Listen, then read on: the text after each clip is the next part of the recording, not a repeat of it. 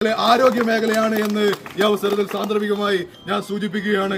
ഇന്ന് വയനാട്ടിൽ ഒരാൾ ഇവിടെ വന്ന് വയറിന് ഒരു ഓപ്പറേഷൻ ചെയ്തു കഴിഞ്ഞാൽ വയറ്റിൽ പഞ്ഞി വെക്കും. ചുരമിറങ്ങി കോഴിക്കോട്ട് ചെന്ന് കഴിഞ്ഞാൽ വയറ്റിൽ നൂല് വെക്കും. പിന്നെ കേവലം തൊട്ടപ്പുറയുള്ള പാലക്കാട് ജില്ലയിലേക്ക് എത്തിക്കഴിഞ്ഞാൽ കൈ ഒന്ന് മുറിഞ്ഞാൽ സ്റ്റിച്ചിടേണ്ടതിനു പകരം ആ കൈ വെട്ടിമാറ്റുന്ന രീതിയിലേക്ക് മാറും. പിന്നീട് അങ്ങോട്ട് എറണാകുളത്തേക്ക് ചെന്നാൽ അത് തന്നെയാണ് സ്ഥിതി. ആലപ്പുഴയിൽ എത്തിക്കഴിഞ്ഞാൽ വയറ്റിൽ കത്തിയാണ്. തിരുവനന്തപുരത്ത് എത്തിക്കഴിഞ്ഞാൽ വയറ്റിൽ വയറാണ് എന്നാണ് ഈ അവസരത്തിൽ ഓർമ്മപ്പെടുത്താനുള്ളത്. ഇങ്ങനെ കേരളത്തിലെ ആരോഗ്യ മേഖല അതപ്പറ്റിച്ചിരിക്കുന്ന ഒരു കാലഘട്ടത്തിലൂടെയാണ് നമ്മൾ മുന്നോട്ട് പോകുന്നത്. ഞങ്ങൾ എന്തായാലും ഈ സമരം ഇവിടെ നിർത്താൻ ആഗ്രഹിക്കുന്നില്ല.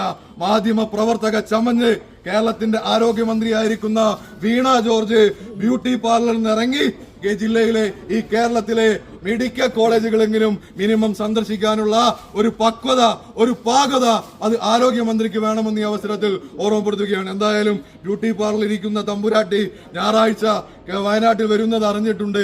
എന്തായാലും നിന്റെ മുഖത്തെ ലേശം വെളുപ്പൊക്കെ ഒന്ന് മാറ്റി മുഖത്ത് സ്കിന്നിൽ ലേശം വെയിലടിക്കുന്ന രീതിയിൽ നിന്നെ പുറത്തിറക്കാൻ യൂത്ത് കോൺഗ്രസുകാർ വഴിയിലുടനീളം കരിങ്കൊടിയുമായി ഉണ്ടാകുമെന്ന് ഈ അവസരത്തിൽ ഓർമ്മപ്പെടുത്തുകയാണ്. പണ്ട് വയനാടിനൊരു കളക്ടർ ഉണ്ടായിരുന്നു. ഇവിടെ വന്യമൃഗശല്യത്തിന്റെ എന്തെങ്കിലും ഒരു കാര്യം കേട്ടാൽ ആ AC ചെയറിൽ നിന്ന് ഇറങ്ങാത്ത ഒരു പ്രിയപ്പെട്ട കളക്ടർ ഉണ്ടായിരുന്നു. ആ കളക്ടറെ വരെ ഇവിടെ നിന്ന് നാടികെടുത്തിയ ആളുകളാണ് ഇന്ത്യൻ യൂത്ത് കോൺഗ്രസിന്റെ സഹപ്രവർത്തകർ എന്ന് പറഞ്ഞുകൊണ്ട് ആറന്മുളയിൽ കെട്ടിവെച്ച പൈസ കിട്ടാത്ത രീതിയിൽ വീണ ജോർജ് തോൽക്കും. ആ തോൽവിയുടെ ഉത്തരവാദിത്തം അത് ഇന്ത്യൻ യൂത്ത് കോൺഗ്രസ് ഏറ്റെടുക്കുമെന്ന് കൂടി അവസരത്തിൽ ഓർമ്മപ്പെടുത്തിക്കൊണ്ട് ഈ സമരം ഉദ്ഘാടനം ചെയ്യുന്നതിനു വേണ്ടി കേരള പ്രദേശ് കോൺഗ്രസ് കമ്മിറ്റിയുടെ ജനറൽ സെക്രട്ടറി